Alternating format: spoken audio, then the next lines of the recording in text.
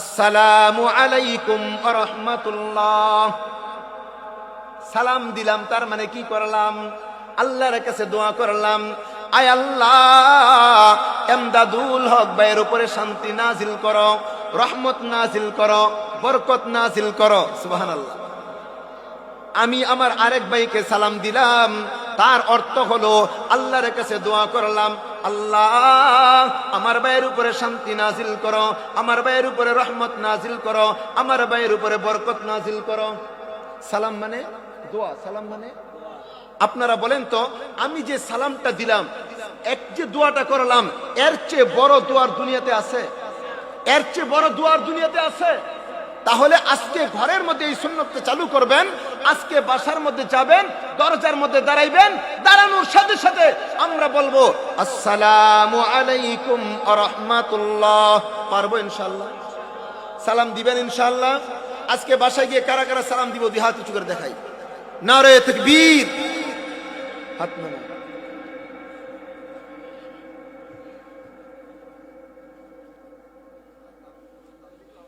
ও দোস্ত শুনেন, সালাম ঘরে গিয়ে সালাম দিলাম, তার মানে হলো বিবির জন্য দোয়া করলাম, আল্লাহ আমার বিবির উপরে শান্তি নাজিল করো, আমার বিবির উপরে রহমত নাজিল করো, আমার বিবির উপরে বরকত নাজিল করো।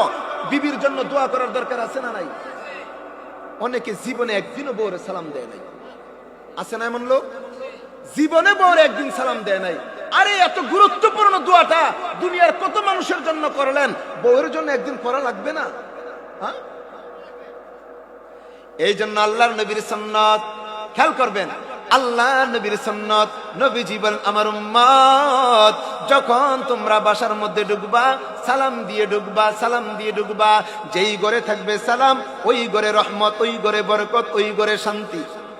এ ভাই বাবা, এখন মনের মধ্যে প্রশ্ন, হুজুর জামাই বউকে সালাম দিবে নাকি বউ জামাইরে সালাম দিবে? স্বামী স্ত্রীকে সালাম দিবে নাকি স্ত্রী স্বামীকে সালাম দিবে?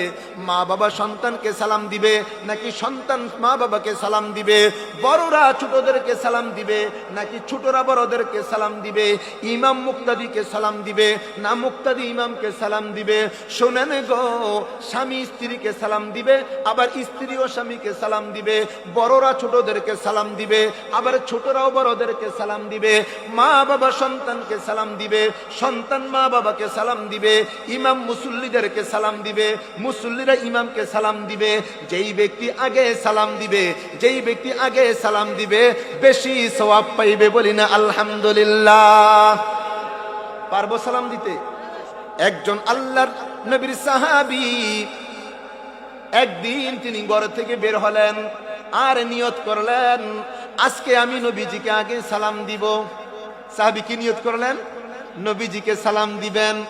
আল্লাহর নবীর সাহাবী আস্তে আস্তে করিয়া নবীজির দরবারে গেলেন, না রে না, নবীজি আগে সালাম দিয়া দিলেন, সাহাবী সালাম দিতে পারে নাই। এইবার সাহাবী মনে মনে চিন্তা করলেন, আজকে আমি নবীজির সালাম দিতে পারি নাই, আগামীকাল আমি নবীজিকে আগে সালাম দিব। তারপরের দিন আবার সাহাবী গেলেন, নবীজিকে সালাম দিবেন, না রে না, ওই দিনও সাহাবী সালাম দিতে পারে নাই, আল্লাহর নবী আগে সালাম দিয়া দিলেন। তারপর নিয়ত করলেন, আমি তারপরের দিন আগে নবীজির সালাম দিব, না না, তারপরের দিনও সাহাবী সালাম দিতে পারে নাই, আল্লাহর নবী আগে সালাম দিয়া দিলেন। এইবার চিন্তা করেন, আমাদের নবী কি সালামের অপেক্ষায় ছিলেন নাকি সালাম দিলেন? আমাদের নবী আগে আগে সালাম দিলেন। আমরাও আজ থেকে নিয়ত করি, আমরা সালামের অপেক্ষায় থাকবো না, আমরা আগে আগে সালাম দিব, আগে আগে সালাম দিব। বলি আগে আগে, বেশি বেশি সালাম দিব। বলি বেশি বেশি, আগে আগে সালাম দিব, সহি শুদ্ধ সালাম দিব, ডিজিটাল সালাম দিব না। ডিজিটাল সালামের মধ্যে কোনো সওয়াব নাই, ডিজিটাল সালাম দিলে শুধু গুনাহ আর গুনাহ। জানি না আপনাদের এলাকার মধ্যে ডিজিটাল সালাম আছে কিনা? ডিজিটাল সালাম আছে? ডিজিটাল কোনটা? আসসালামু আলাইকুম। ডিজিটাল সালাম কোনটা বলেন তো? আসসালামু আলাইকুম আছে এই সালাম, এটা হলো ডিজিটাল সালাম।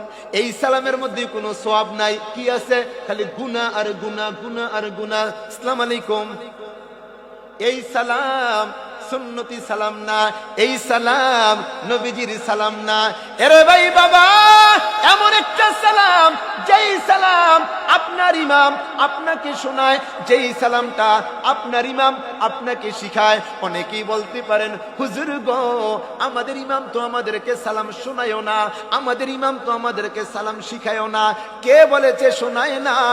আপনাদের ইমাম আপনাদের এই মসজিদের মধ্যে যখন নামাজ পড়ান, ফজরের সময় 2 বার, জোহরের সময় 2 বার, আসরের সময় 2 বার, মাগরিবের সময় 2 বার, এশার নামাজে 2 বার আপনাদেরকে সহি শুদ্ধ সালাম শোনায়। আসসালামু আলাইকুম ওয়া রাহমাতুল্লাহ, আসসালামু আলাইকুম ওয়া রাহমাতুল্লাহ।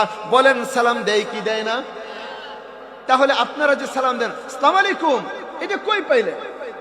ইমাম সাহেব আপনাদেরকে এত সুন্দর সালাম শোনায়, আর আমরা রাস্তায় বের হইয়া ইমামের সালামটা আমরা দেই না, নবীজির সালামটা দেই না, আমরা ডিজিটাল সালাম আসসালামু আলাইকুম। এই সালাম গুনাহ, এই সালাম দেওয়া যাবে না।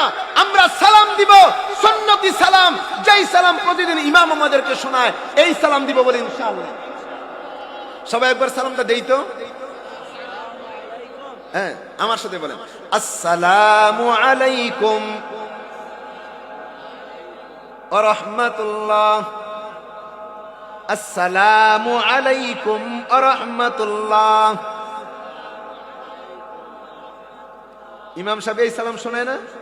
ইমাম সাহেব কত সুন্দর শোনায়, আসসালামু আলাইকুম ওয়া রাহমাতুল্লাহ, আসসালামু আলাইকুম ওয়া রাহমাতুল্লাহ। কত সুন্দর। অনেকে মনে মনে চিন্তা করেন, ও হুজুর জীবনে কোনোদিন বউয়ের সালাম দেই নাই, আজকে ঘরে গিয়া কি সালাম দিতে পারবো? শরম লাগবে না? বুড়ো হয়ে শরম লাগবে না? কোন একদিন শরম লাগুক।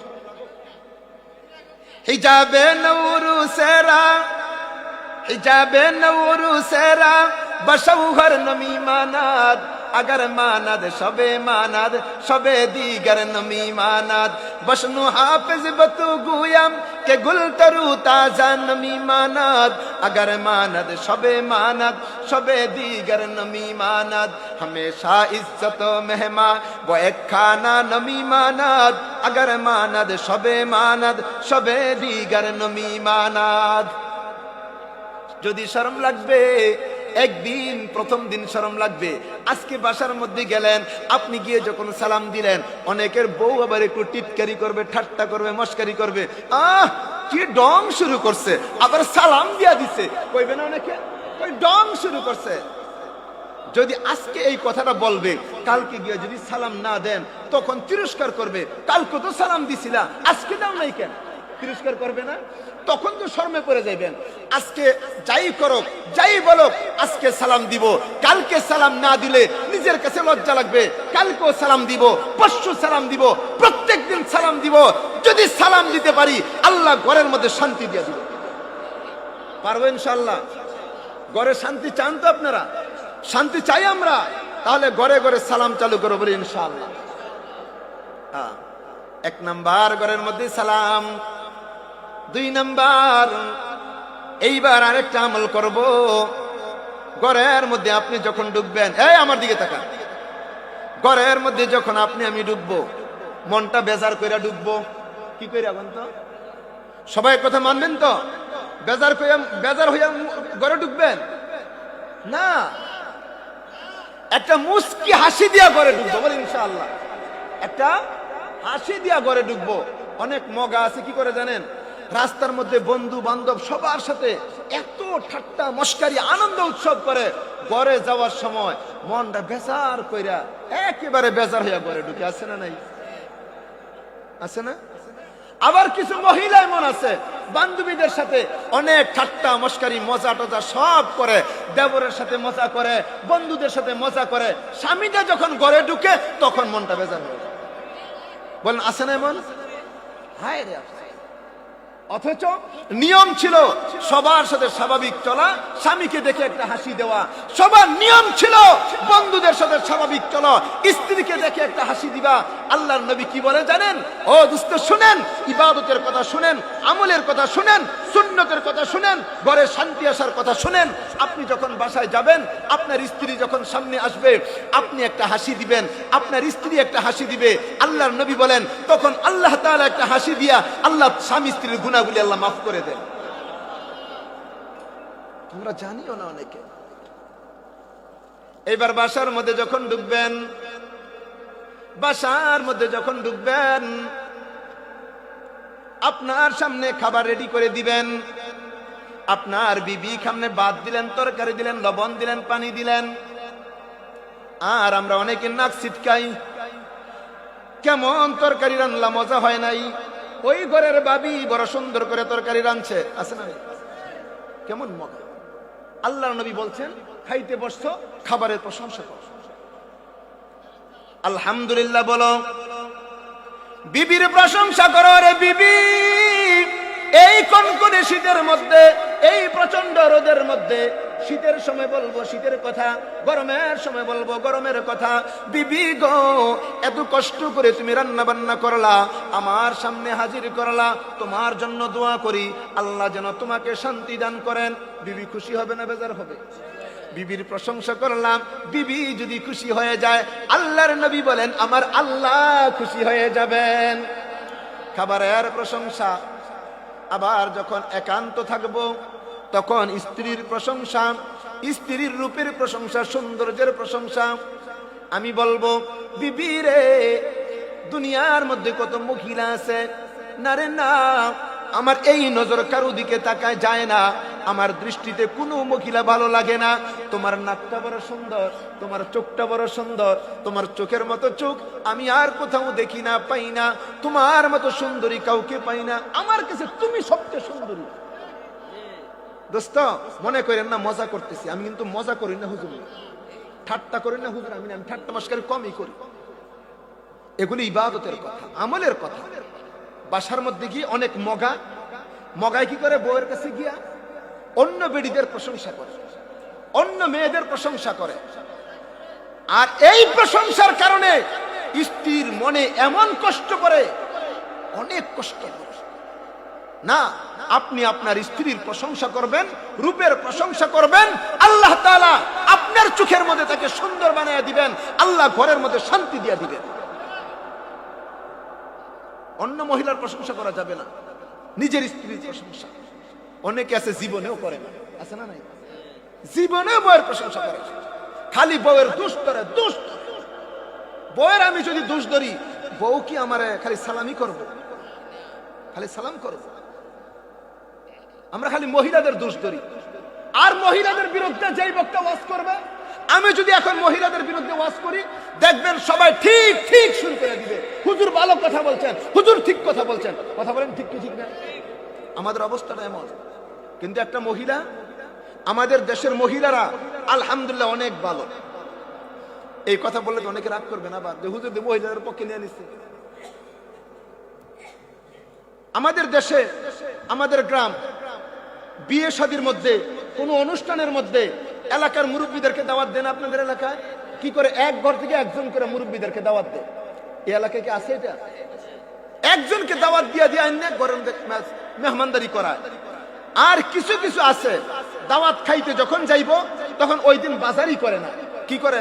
আজকে তো আমি দাওয়াত খাবো, একটা কাজ করো, আজকে বাজার টাজার করলাম না, একটু শাক রান্না কইরা, একটু বর্তালারা আসেনি, বর্তালারা আপনাদের এলাকা, এগুলি রান্না করে খেয়ালে। তুমি গিয়া ওই বাড়িতে মুরগির রান, গরুর রেজালা, পায়েস, পোলাও সব খাইবা, আর ঘরের বউরে বলবা যে একটু বর্তা বানিয়ে শাক রান্না করে খাইও কেন? আমাদের এলাকার মহিলারা কত ভালো একটু শুনেন।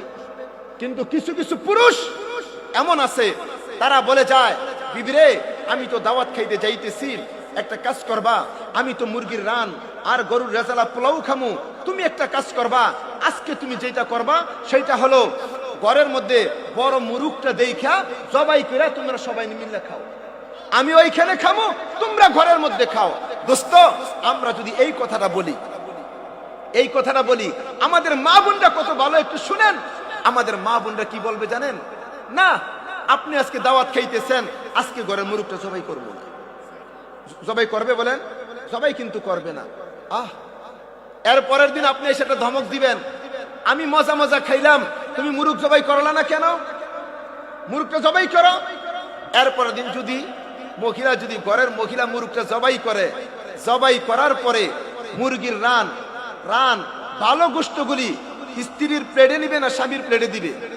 হ্যাঁ, স্বামীর প্লেটে দিবে।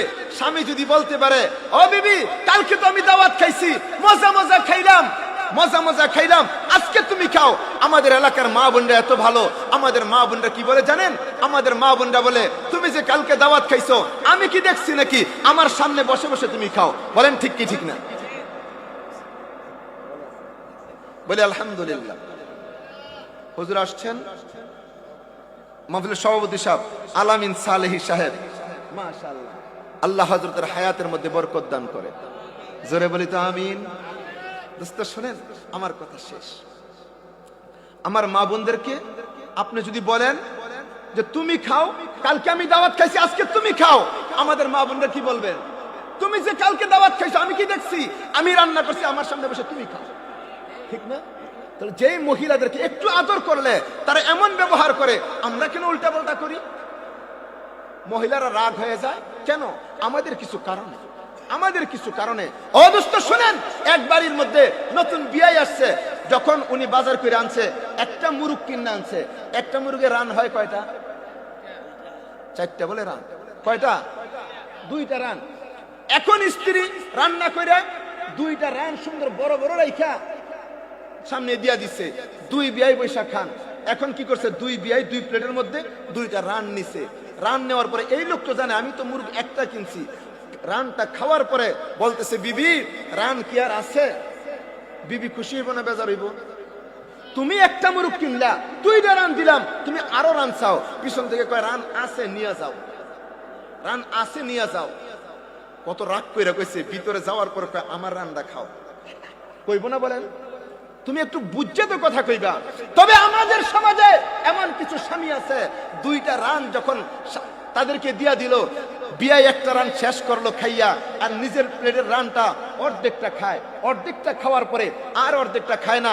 বিয়াই সাহেব বলে, বিয়াই সাহেব খাইতেছেন না কেন? তো আমি একটু আগে খাইছি তো, আর খাইতে মন চাইতেছে না।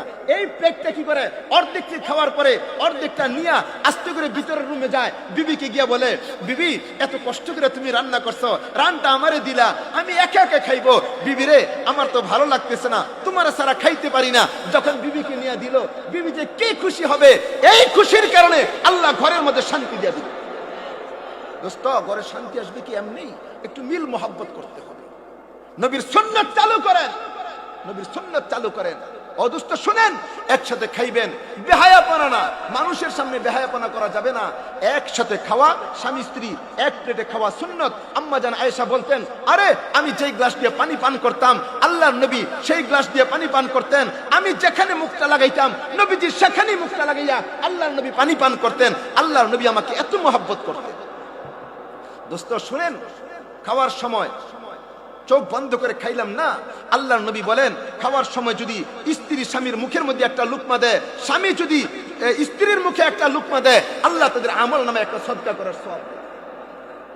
দোস্ত, ওয়াজটা খারাপ লাগলো? স্ত্রীর মুখে লুকমা দিলে কি দিবেন? সদকার সওয়াব। কি দিবেন? এই আমার ওয়াজ কিন্তু শেষ, হুজুরে ওয়াজ করবে, দোয়া করবে। যদি ঘরের মধ্যে মা থাকে, ঘরের মধ্যে বাবা থাকে, মার মুখে যদি লুকমা দাও, বাবার মুখে যদি লুকমা দাও, আল্লাহ সদকার সওয়াব দিবে না, আল্লাহ তোমাকে জান্নাতের মেহমান বানিয়ে দিবে। এতক্ষণের ওয়াজটা একরকম, এখনের ওয়াজটা তো মজা ছিল, মজা কম না? মার মুখে লুকমা দিলে, বাবার মুখে লুকমা দিলে আল্লাহ কি করবেন? জান্নাতের মেহমান বানাইবেন। ও দোস্ত শোনো, যারা যুবক বন্ধু, তোমাদের পায়ে হাত দিয়ে বলে যাই, আমার ওয়াজ শেষ, পায়ে হাত দিয়ে বলে যাই, গুরুত্বপূর্ণ কথাটা শোনো। মা বাবা কি জিনিস? আল্লাহর নবী বলেন, হুমা জান্নাতুকা ওয়া নারুক, তোমাদের মা বাবা তোমাদের জন্য জান্নাত, আবার তোমাদের জন্য জাহান্নাম। যেই মা বাবা সন্তানের উপরে খুশি হলে আল্লাহ তাকে জান্নাতের মেহমান বানিয়ে দেন, মা বাবা সন্তানের উপর বেজার হলে আল্লাহ তাকে জাহান্নামের লাকড়ি বানিয়ে দিবেন। যুবক, পায়ে হাত দিয়ে বলে যাই, তোমাদের দোয়ার প্রয়োজন। এই জন্য বক্তার কাছে দোয়া চাইবা, মসজিদের ইমামের কাছে দোয়া চাইবা। আমি তোমাদেরকে বলে যাই, ইমামের দোয়া কবুল হইতে পারে, নাও হইতে পারে। আরে আমি বক্তার দোয়া কবুল হইতে পারে, নাও হইতে পারে। নবীজি বললেন, কারো মা বাবা যদি সন্তানের জন্য দোয়া করে, এই দোয়া আল্লাহ সাথে সাথে কবুল করে নেন। হাকিমুল উম্মত মুজাদ্দিদি মিল্লাত শাহ আশরাফ আলী থানভী রাহমাতুল্লাহ আলাইহি বলেন, ও দুনিয়ার মানুষ, মা বাবার খেদমত যারা করবে, মা বাবার সেবা যারা করবে, আমার আল্লাহ দুনিয়ার মধ্যে 5টা পুরস্কার দিবেন। কয়টা? ছোট্ট করে শুনেন। মা বাবার খেদমত করো, 5টা পুরস্কার। 1 নাম্বার, হায়াতের মধ্যে বরকত পাইবা। 2 নাম্বার, আল্লাহ বালা মুসিবত থেকে হেফাজত করবেন। 3 নাম্বার, আল্লাহ ইজ্জতের চেয়ারে বসাইবেন। 4 নাম্বার, আল্লাহ বাস্তবে হজ করার তৌফিক দান করবেন। 5 নাম্বার, আল্লাহ মৃত্যুর সময় কালিমা নসিব করবেন। যুবক, পায়ে ধরে বলে যাই, যদি দুনিয়াতে শান্তিতে থাকতে চাও, দুনিয়াতে ইজ্জত সম্মান নিয়ে থাকতে চাও, তাহলে মা বাবার সেবা করো, মা বাবার খেদমত করো। আল্লাহ দুনিয়াতে শান্তি দিবেন, দুনিয়াতে ইজ্জত দিবেন, কামাই রোজগারে বরকত দিবেন, বালা মুসিবত থেকে আল্লাহ হেফাজত করবেন। ও যুবক, মার মনে কষ্ট দিয়ে, বাবার মনে কষ্ট দিয়ে পৃথিবীর কেউ শান্তি পায় নাই, পাইবেও না, পাইবেও না।